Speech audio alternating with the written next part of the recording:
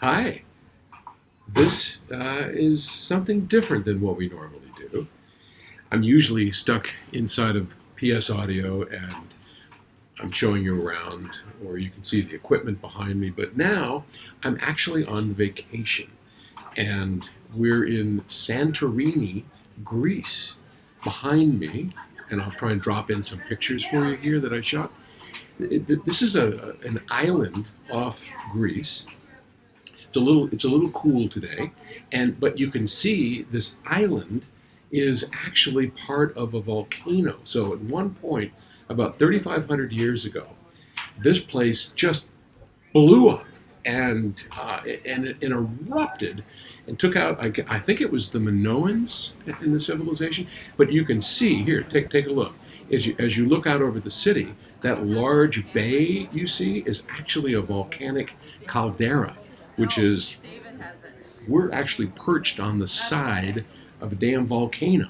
And this is just iconic Grecian islands, and it's amazing.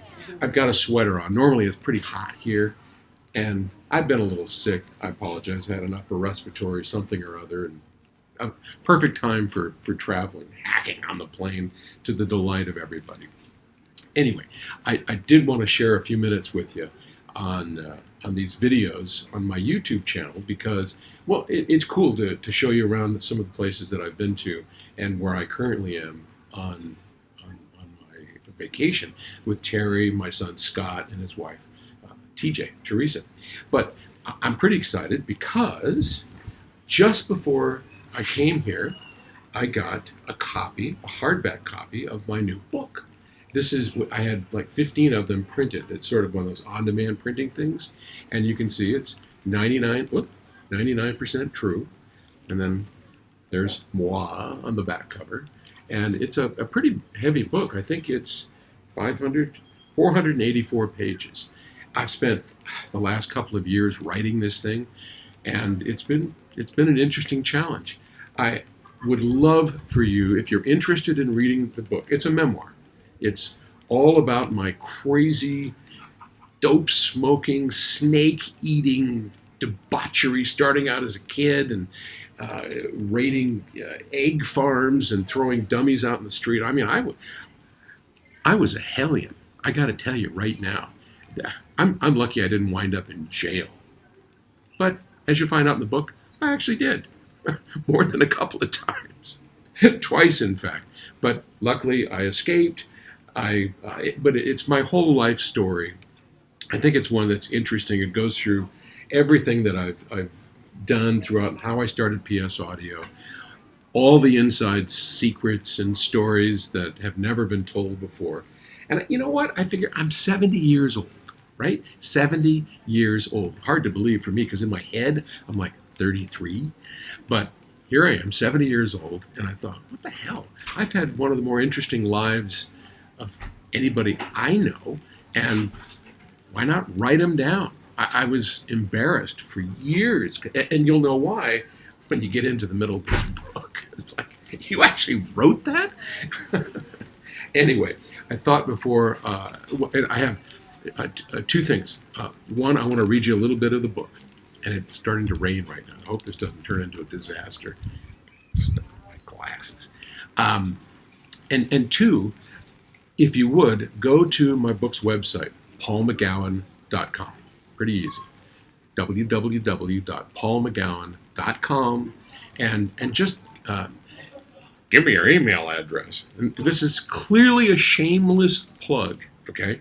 But if you give me your email address, and I respect your privacy, I would never violate your privacy.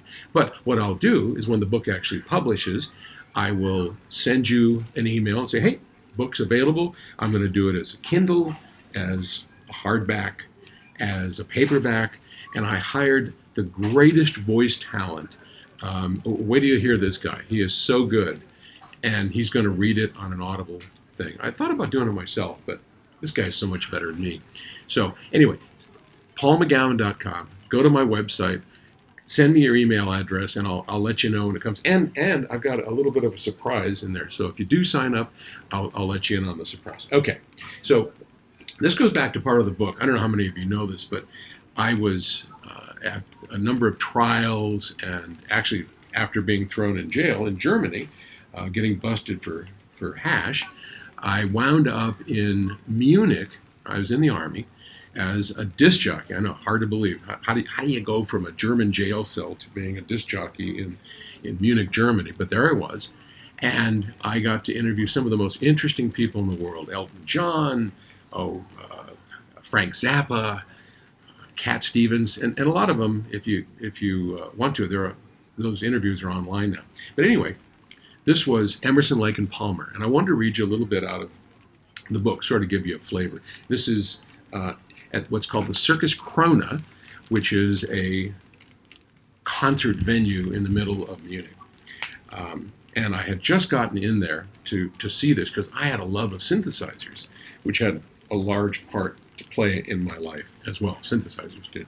So anyway, here I am. I'm just sitting down. So in the seats to my right were two young, blonde German women who seemed more intent on chatting to each other than paying attention to anything on the stage.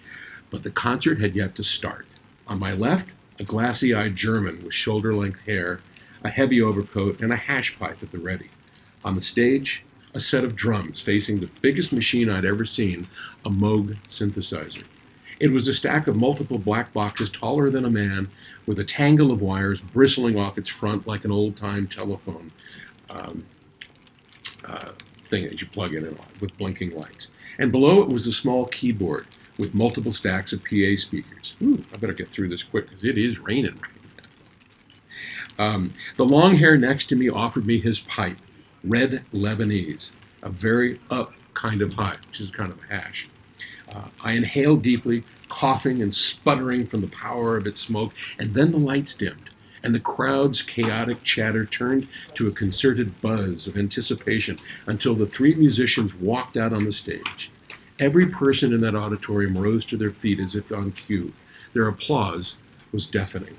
On that warm June evening, under the tent-like ribbed ceiling of Circus Krone, my world was shaken as I watched Keith Emerson do battle with that huge box of flashing lights, wires, and knobs. As Lake and Palmer sat idly by in the middle of their hit song, Lucky Man, Emerson proceeded to mesmerize me and 3,000 stone Germans with music and sounds none of us had ever heard. Just the sheer power of the instrument made me speechless. Far-reaching glissandos and stretched from the lowest to the highest treble roller coasted up and down the scales in stunning, sweeping panoramas of sound.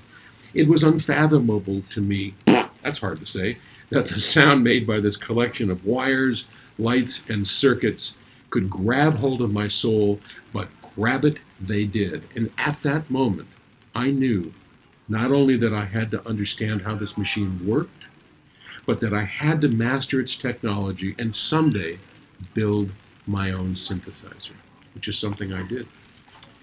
And that is a story in itself. All right, we're like 8 minutes. It's freaking raining out here, and I don't want to get too wet. But thanks for watching. Please, if you have a moment, help me out. Go to paulmcgowan.com, paulmcgowan.com. Sign up with your email address. Bing, bada, boom. You don't get spammed, and I will let you know when that book is ready. And I really appreciate you watching. Okay, I'll talk to you tomorrow.